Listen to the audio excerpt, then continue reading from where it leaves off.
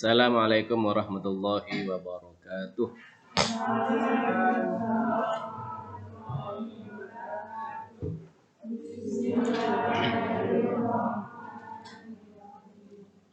Anak-anak, sekarang hari Senin tanggal 8 Maret tahun 2021.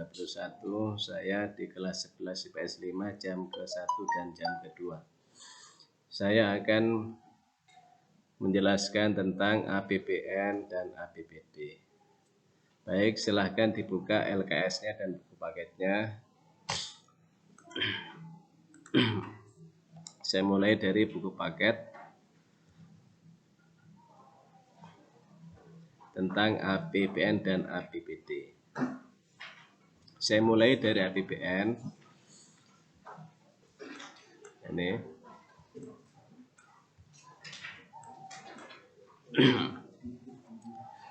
APBN singkatan dari Anggaran Pendapatan dan Belanja Negara. Anak-anak dalam memahami kata anggaran, kata kuncinya anggaran, itu adalah perencanaan tentang keuangan, anggaran ya. Jadi anggaran itu perencanaan tentang keuangan. Di mana di dalamnya strukturnya itu ada pendapatan dan ada belanja. Kalau di anggaran seseorang itu ada pemasukan, ada pengeluaran. Contoh iuran kas itu kan ada pemasukan, pengeluaran. Khusus untuk pemerintah istilahnya bukan pemasukan tapi pendapatan, pengeluaran menjadi belanja. Maka di dalam APBN struktur utamanya itu adalah ada pendapatan dan ada belanja. Sudah? Termasuk APBD. Bedanya kalau APBN itu N adalah negara, berarti pemerintah pusat. Kalau di daerah berarti pemerintah daerah. Ingat, pemerintah daerah ada dua. Yang pertama adalah provinsi, yang kedua kabupaten garing kota. Kalau provinsi itu daerah tingkat 1, kalau kabupaten garing kota pemerintah tingkat 2. Sudah? Oleh karena itu maka memahami APBN dan APBD yang perlu dilekatkan dalam membuat kerangka berpikir adalah di dalam APBN itu dan APBD itu ada pendapatan dan ada belanja. Maka dari situ bisa diketemukan apakah anggaran APBN atau APBD itu surplus atau defisit. Apa surplus? Sisa. Apa defisit? Kurang. Kalau sisa berarti kondisinya bagaimana? Kalau sisa, pendapatan lebih besar dari belanja. Kalau kurang, pendapatan lebih kecil dari belanja. Insya Allah mudah ya. Mudah ya. Kerangkanya kan mudah kan ya. Karena kalian juga hariannya mengalami seperti itu kan. Kalian disanggoni 10.000, maka itu adalah pemasukan. Kalian beli bakso 10.000, maka itu pengeluaran. Berapa sisanya? 0. Kalau sisaan 0 dalam konsep anggaran namanya seimbang. Maka dalam konsep anggaran nanti itu ada konsepnya itu ada konsep dengan anggaran surplus, anggaran defisit, dan anggaran seimbang. Kalau seimbang gimana? Pendapatan harus sama dengan belanja. Maka dari situ bisa dipahami bahwa anggaran dalam memahami APBN ya itu bisa menggunakan konsep defisit, surplus, bisa menggunakan konsep defisit, bisa menggunakan konsep seimbang. Begitu ya. Bagaimana di Indonesia? Nah, ini yang nanti kalian harus mampu memetakan. Untuk APBN dan sekaligus APBD sekarang itu menggunakan konsep tidak seimbang. Konsep tidak seimbang. Kalau sebelum reformasi selalu menggunakan konsep seimbang. Dari situlah maka ada plus minus. Ada plus minus. Kalau seimbang, plusnya apa? Tidak pernah utang. Ya, tidak pernah kurang. Dengan utang yang tidak pernah kurang. Pasti antara pendapatan dan belanja seimbang, 0. Di pendapatan 100, belanja 100. Pendapatan 1000, belanja 1000. Selalu seperti itu. Minnya, kalau realnya terjadi kurang, maka dipaksakan untuk seimbang. Kalau tidak bisa diseimbangkan karena kurang, maka di kolom belanja harus ditambahkan unsur belanja supaya bisa seimbang. Caranya gimana? Gimana caranya? Utang. Caranya utang. Tapi utang masuk ke dalam kolom belanja. Maka minusnya, resikonya, jumlah utang tidak bisa diketahui dari mana utang nanti akan dibayarkan. Paham maksud saya? Bagaimana cara membayar utang itu tidak bisa diuraikan di dalam kolom belanja atau kolom APBN atau di kolom pendapatan nanti. Jadi ketika memunculkan utang, maka mestinya harus ditambahkan di unsur pendapatan bagaimana cara membayar. Seperti itu. Itu minusnya. Plusnya selalu seimbang, stabil. Tidak ada plus minus, tidak ada defisit surplus, tidak ada. Selalu stabil. Di era reformasi sejak tahun 99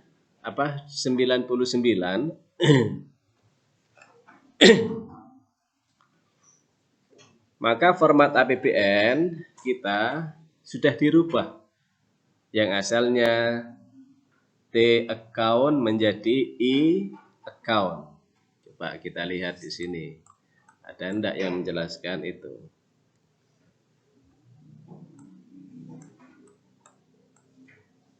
Tidak ada, kita cari saja di halaman berikutnya.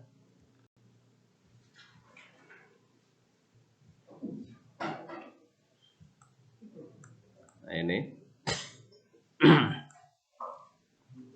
Indonesia telah mengalami perubahan orde, ya kan? Dari orde baru menjadi orde reformasi. Ketika orde baru, maka format APBN menggunakan format T account. Apa? T account. Di mana format T account itu ya mencantumkan penerimaan skala berikutnya dinamakan pendapatan di sebelah kiri sini dan belanja di sebelah kanan dan menggunakan prinsip berimbang dan dinamis. Jadi ini seimbang. T-account maka kalau menggunakan T-account maka dipaksakan harus seimbang karena kolomnya ada 2, kiri dan kanan. Bagaimana mungkin kiri itu besar kemudian kanan kecil? Kan jumpling nanti gini ya. Gini kan. Ini supaya seimbang maka harus supaya seimbang maka nominalnya dibuat seimbang. Maka akhirnya pendapatan harus sama dengan belanja. Paham maksud saya? Paham ya? Silakan diikuti ya. Diikuti, kalau tidak paham silakan dipotong saya, tapi jangan potong leher ya. Pertanyaannya di sela ya. Nah, silakan bertanya. Sudah ya. Saya ulang. Pada orde baru ya, berarti kan di bawah tahun 99 ya. Karena 99 itu orde reformasi mulainya. Format APBN menggunakan T-account. Apa T-account? Di mana ada dua kolom kiri kolom pendapatan, kolom kanan kolom belanja.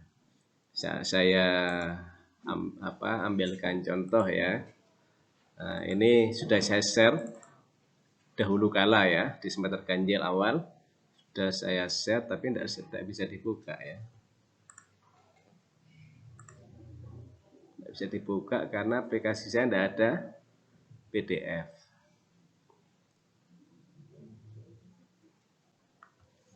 Ya, pokoknya gambarnya gitu ya. Jadi ada di sebelah kiri pendapatan, di sebelah kanan belanja. Atau coba kita cari di buku paket ada apa enggak? Di buku paket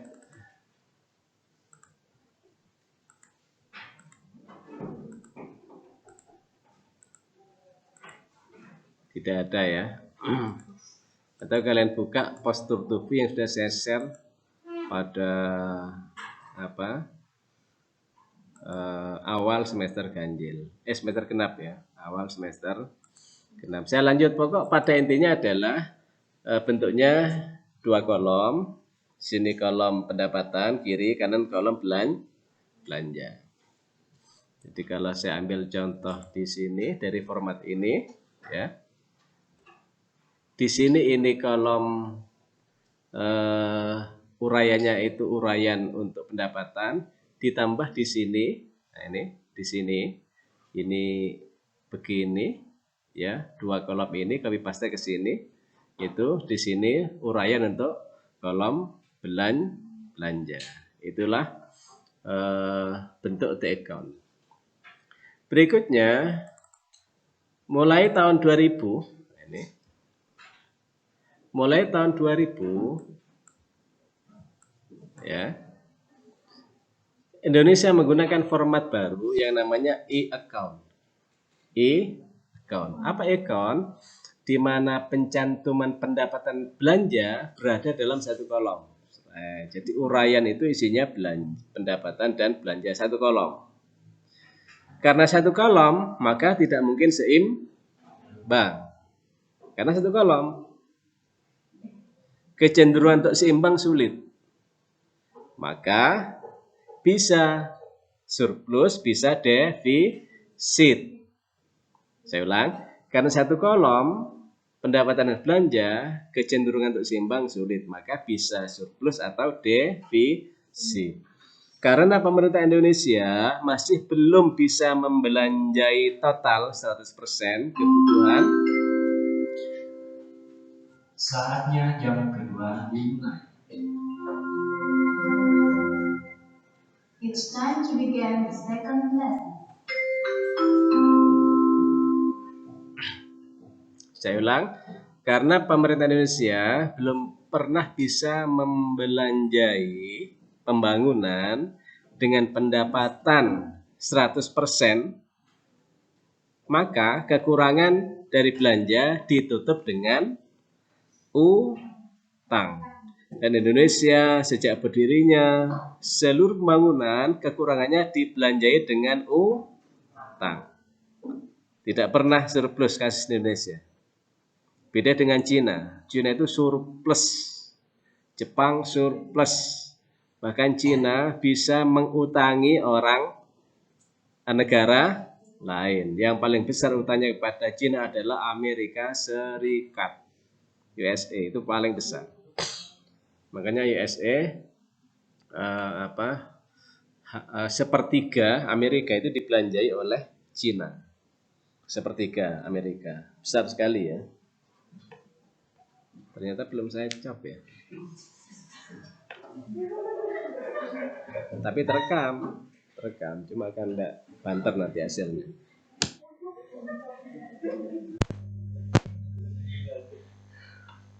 Nah, apa ya? Kalau tadi suaranya agak kecil mungkin sekarang banter. Itulah format APBN sejak tahun 2000 atau sejak Orde Reformasi.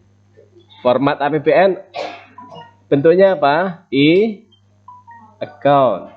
Sudah, account. Berikutnya ini adalah contoh APBN. Ya, contoh APBN. Sudah. Lihat di APBN P 2014 atau APBN 2015. Kita ambil APBN 2015 saja ya. Di dalam e-account itu ada 5 pos anggaran. Ada 5 pos anggaran. Pertama adalah A, pendapatan negara dan hibah. Kalian harus hafal ini ya. Redaksinya. A, pendapatan negara dan hibah. B, belanja negara. C, keseimbangan primer. D, surplus atau defisit anggaran. Disinilah diketahui apakah negara surplus atau defisit. Kalau angka besaran rupiahnya dikurung, maka menunjukkan defisit. Kalau tidak dikurung, maka menunjukkan plus. Kalau pada pos anggaran yang D ini surplus defisit anggaran kok dikurung, berarti defisit. Kalau tidak dikurung berarti surplus. Berikutnya yang E di sini itu adalah pembiayaan, tidak dituliskan di sini ya. Yang terakhir E di sini itu adalah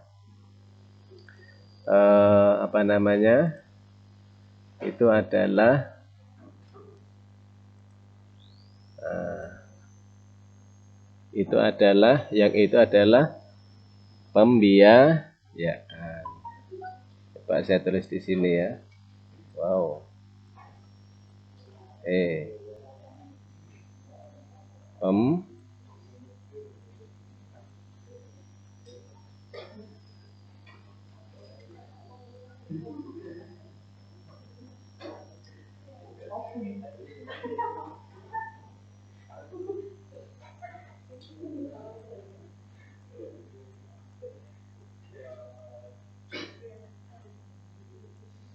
Yang E pembiayaan. Apa maksud pembiayaan? Pembiayaan ini adalah dalam rangka untuk menutup utang. Kalau terjadi utang, maka utang itu diambil dari mana saja ketemu nanti. Utang ke luar negeri sekian rupiah, utang dalam negeri sekian rupiah, utang obligasi sekian rupiah. Nah, di situ. Ini ketemu di pembiayaan. Inilah sisi baiknya dari format e-account sekarang. Jadi ketika utangnya ketemu dari siapa saja. Kalau pada format e-account tidak ketemu, karena tidak dicantumkan dalam format APBN. Dari mana tidak ketemu. Ketemunya utang sekian. Utang dari mana tidak ketemu. Ya. Tapi kalau di e-account itu sudah ketemu. Maka menjadi sangat masuk akal ketika ketika belanja lebih besar dari pendapatan, didapat dari mana? Pasti dari utang. Utang itu dibiayai bagaimana nanti, dibayar dengan cara apa, ketemu sudah di APBN sekarang. Apakah dengan diambil dari pos laba BUMN atau dari pos pajak atau dari mana saja ketemu. Itulah sisi lebihnya dari format e-account sekarang.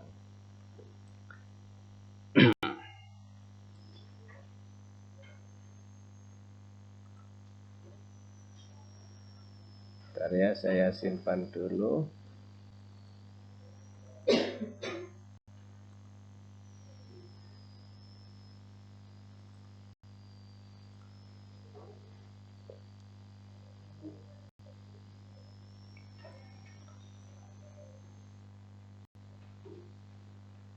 Nah. Jadi diingat-ingat ya, dalam format e-account sekarang, di dalam format APBN itu ada 5 pos anggaran. Apa saja? A, B, C, D, E. Sekarang saya bicara tentang surplus defisit anggaran. Bagaimana cara menghitung? Ingat di pos yang kedua ya, surplus defisit anggaran itu maka rumusnya adalah A min B. A apa? Pendapatan negara dan hibah. B apa? Belanja negara. Maka nominal di sini itu ketemu ketika A dikurangi B. Maka 1.635 triliun 378,38 sekian 78378 sekian dikurangi 1.876 triliun 872 miliar sekian sama dengan berapa? Defisit apa surplus? Defisit. Diketahui berapa defisitnya? 241 miliar 494 juta sekian.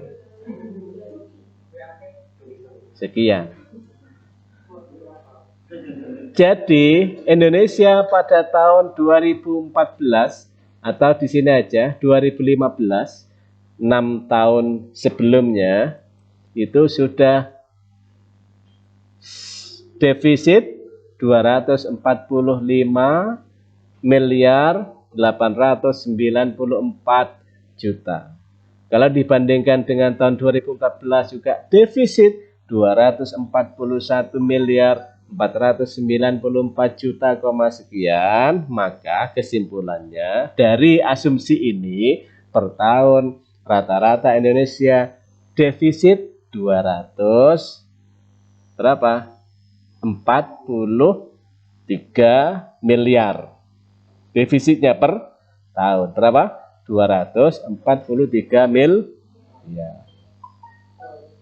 Defisit terus, defisit. Kok bisa defisit? Kok bisa defisit? Dari mana? Karena belanja negara jauh lebih besar dari pendapatan negara dan hibah. Paham maksud saya? Paham? Paham ya? Kenapa kok bisa terjadi defisit? Karena belanja negara jauh lebih besar dari pendapatan negara dan hibah. Paham ya? Mestinya supaya tidak defisit bagaimana?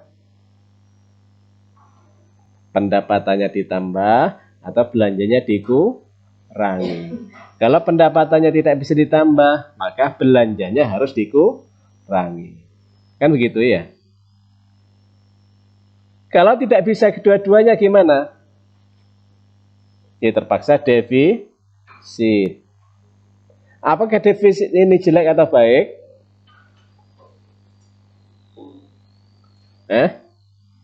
Defisit ini jelek apa baik? Tergantung ya. Dari sudut pandang mana. Kalau dalam rumus keuangan itu kan jelek ya. Defisit. Dan Indonesia itu selalu defisit. Kan jelek berarti ya. Tapi dalam konsep untuk berkembang lebih baik itu maka bagus. Semakin baik. Dari mana? Dilihat di sini. Nah ini. APBN 2014 1.635 miliar. Sekian. 2015 pendapatan 1.793 triliun. Oh ini triliun ya, bukan miliar, triliun ini. 241 triliun. Ini ya. Maka dari 2014 ke 2015 pendapatan negara dan hibah naik berapa? Naik berapa? Selisihnya berapa?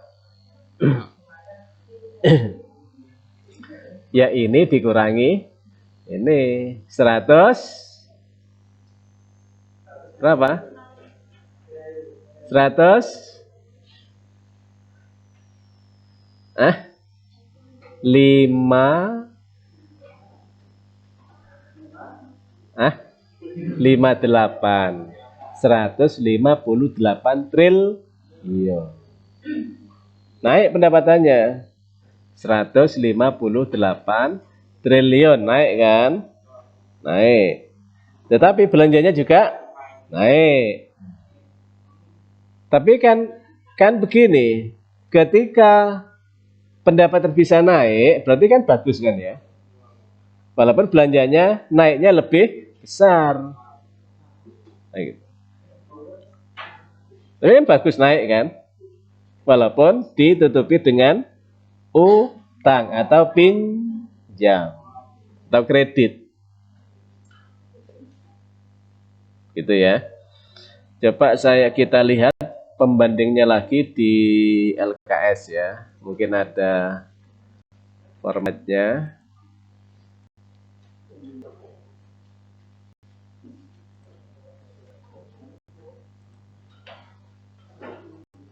Tidak ada ternyata. Tidak ada. Di LKS tidak ada contohnya. Atau saya ambilkan dari data saya, coba. Dari data saya.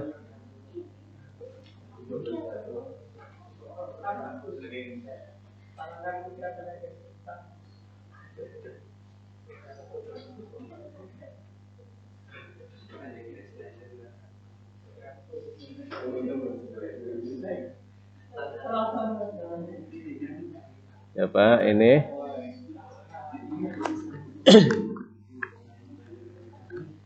Saya ambilkan dari e-book. Oh enggak bisa, ini PDF ya.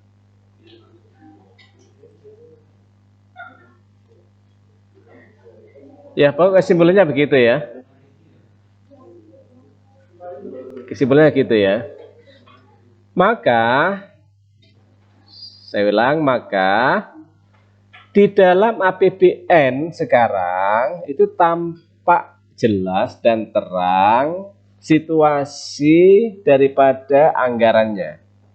Kalau terjadi defisit, maka defisit akan ditutup dengan cara apa? Pasti dengan cara pembiayaan. Saya ulang, kalau terjadi defisit, maka defisit ditutup dengan pembiayaan. Maka coba kalian pikir-pikir ya. Nah, saya kasih pertanyaan, kalau kalian jawab berarti kalian hebat. Maka dari alur berpikir seperti yang saya jelaskan tadi, berapa besar pembiayaan di APBN tahun 2000, APBNP tahun 2014?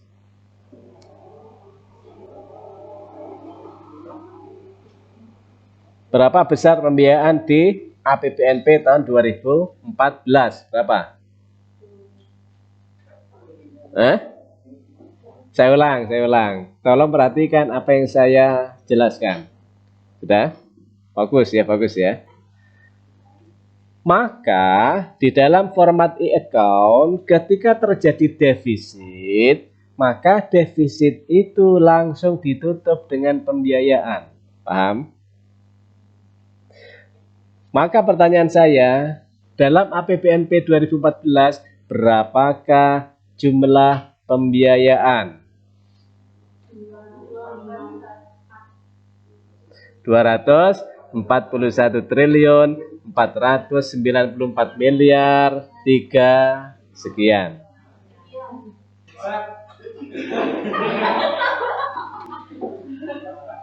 Paham ya? Pertanyaan kedua. Maka berapa besar pembiayaan APBN tahun 2015? Ini.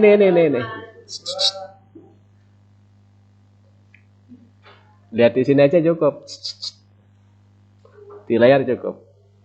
Berapa besar pembiayaan APBN 2015? Wes, dah. Tidak fokus ini ya. Aja Pak ini. Berapa besar pembiayaan APBN tahun 2015?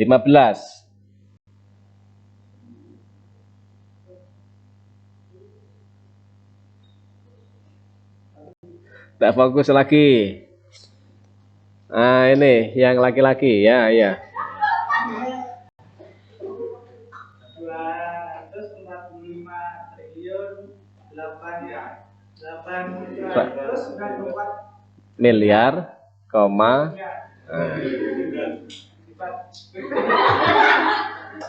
Ya, hebat. Betul. Nah, hebat. Paham ya?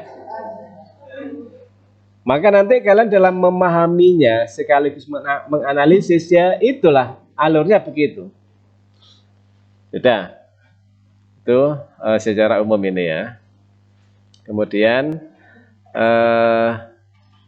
pendapatan negara itu ada dua pos, penerimaan dalam negeri dan penerimaan hibah. Sudah.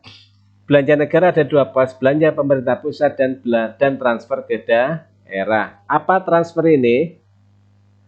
Pengiriman uang, transfer ya. Ditransfer oleh siapa? Pemerintah pusat. Jadi ditransfer oleh pemerintah pusat. Transfer ke daerah. Maka pemerintah daerah kan menerima uang dari pemerintah pusat kan ya? Paham? Paham? Uang yang diterima dari pemerintah pusat itu dalam APBD masuk pendapatan apa belanja? Pendapatan, hebat. Masuk pendapatan karena menerima uang. Ya. Baik, saya buka di APBD ya. Mudah-mudahan ada tabelnya.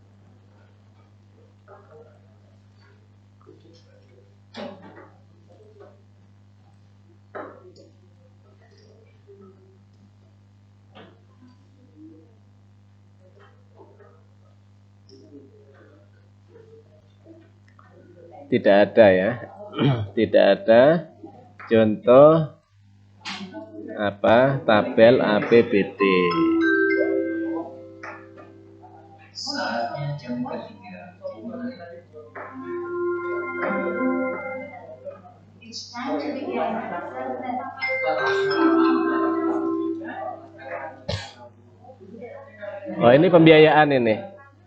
Sebelum saya akhiri, ternyata tabel pembiayaannya ada di lembar berikutnya. Ini pembiayaan ini. Ya, tolong perhatikan sebentar aja. Pembiayaan ini maksudnya adalah utang loh ya. Jadi kalau ada istilah pembiayaan di ekonomi, itu maksudnya utang. Utang kepada siapa? Utang ke dalam negeri dan utang ke luar negeri. Sudah? Utang dalam negeri sama luar negeri besar mana? Ternyata besar dalam negeri. Berarti kan baik. Oh, ternyata dari jumlah 241 triliun utangnya hanya kepada dalam negeri, tidak ke luar negeri. Kalian langsung tidak curiga akhirnya. Oh, berarti kecil. Utang negara ke luar negeri kecil. Gitu ya. Bisa dipahami? Bisa ya, sambil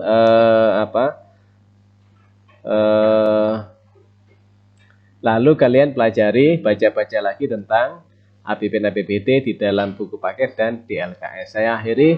Wassalamualaikum warahmatullahi wabarakatuh.